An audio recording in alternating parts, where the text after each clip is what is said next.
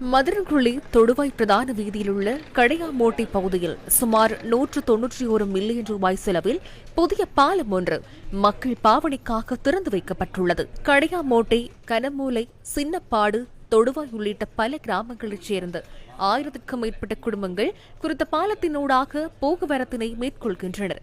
நிகழ்வில் பாராளுமன்ற உறுப்பினர்களான MJM ஃபைசல், கயான் ஜனக, புத்தளம் மாவட்ட செயலாளர், கட்பட்டி பிரதேச சபை தலைவர், பொதுமக்கள் உள்ளிட்ட பலர் பிரசன்னமாக இருந்தனர்.